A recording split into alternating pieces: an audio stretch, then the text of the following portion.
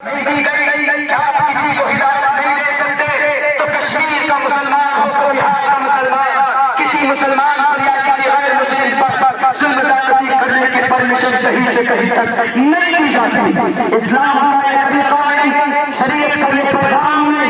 اگر جو شریعت کو بدنام کرنا چاہتے ہیں وہ زمین بیچ چکے ہیں، وہ ایمان فروش بن چکے ہیں۔ لاکھ کوشش کر لو اسلام کو بدنام کرنے کے لیے، اسلام کبھی بدنام نہیں ہو سکتا۔ ہمارا ججمنٹ اسلام دیکھا جائے گا، اسلام کو سمجھا جائے گا قرآن کے آدھار پر، محمد رسول اللہ کے آدھار پر، صحابہ کرام کے آدھار پر، احادیث کے آدھار پر سمجھا جا سکتا ہے۔ کسی پرسنل مسلمان کی زندگی کو دیکھ کر اسلام کو نہیں سمجھا جا سکتا، اس لیے کہ مسلمان گناہ بھی کرتا، مسلمان شراب بھی پیتا۔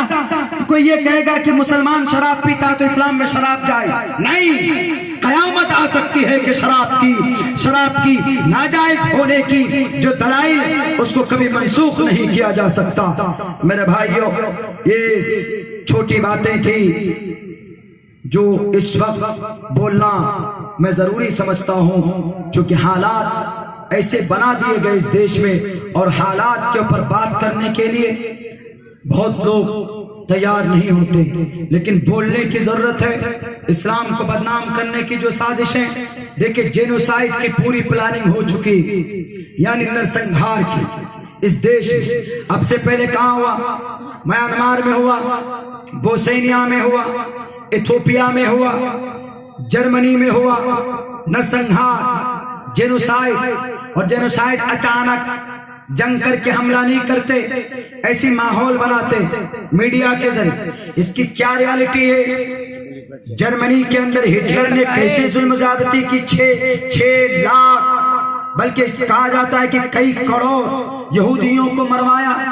Bosnia, Chechnya, Spain, Bukhara, Samarkand, Myanmar میں 40,000 کتنے 40,000 گڈھا کھود دیا جاتا ہے، ہاتھ پیچھے سے باندھ دیے جاتے اور پھر اس کو دھکا دیا جاتا، پیچھے سے گولی چلائی جاتی اور اس کو ڈھیر لگایا جاتا ہے اس گڑھے میں، اوپر سے مٹی یا پیٹرول ڈال کر جلا دیا جاتا۔ کوئی پوچھنے والا نہیں کیونکہ طاقت ان کے پاس ہوتی۔ اس دیش میں وہی تیاری کی جا رہی، ایک متعین targeted community that is called in census less Muslim minority, ان مسلمانوں کے نرسنگھار کی کوشش کی جا رہی۔ کبھی آپ کو ایشور معاف نہیں کرے گا، کبھی آپ کو کرشن معاف نہیں کریں گے، کبھی آپ کو وشنو برہما شیو معاف نہیں کریں گے۔ مرو گے تو مرنے کے بعد آپ سے پوچھا جائے گا، کرسی اقتدار آپ کے ہاتھ میں، اس کے باوجود بھی تم نے ان کے اوپر ظلم زیادتی کی۔ اگر ٹھان لیا ہے کہ نہیں مارنا ہے انہیں تو ہم تو کچھ نہیں، ایشور کے سامنے تمہیں جواب دینا ہوگا اور تمہیں اپنے کیے ایک کرم کا حساب تم کو دینا پڑے گا، اس لیے کہ پرماتما کہتا ہے کہ مرنے کے بعد تمہیں لوٹ کر میرے پاس آنا ہے۔ ادھکتم لکھتی ما پرنیم منینتی مام ابتما پرم بھاو مجاننتو مما ویمانتمم۔ اس لیے کہ انسان مرے گا، نہ مرنا ایشور کی صفت ہے، اللہ کی صفت ہے، مرنا انسان کی صفت ہے، مخلوق کی صفت ہے۔ all must die، کل نفس ذائقۃ الموت، ہر کسی کو مرنا ہے، جانا ہے، اپنے کیے کا حساب دینا۔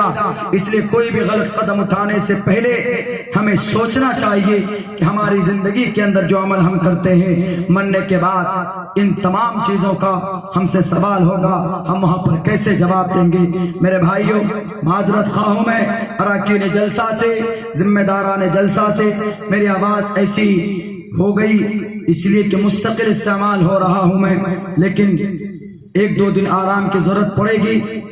لیکن قوم کا درد ہے، حالات حاضرہ کو سامنے لوگوں کے سامنے رکھنا، سمجھانا، قانون کی تہ میں آ کر کے بات کرنا، یہ ہماری ذمہ داری، آپ سب کی ذمہ داری بنتی ہے۔ آپ سب کو بھی آگے آنا ہے، آپ سب بھی آگے آئیے اور اس نفرتی ماحول کو پیار اور محبت میں بدلنے کی کوشش کیجیے۔ میرے بھائیوں، بہت بہت شکریہ، جزاک اللہ۔ السلام علیکم ورحمۃ اللہ وبرکاتہ۔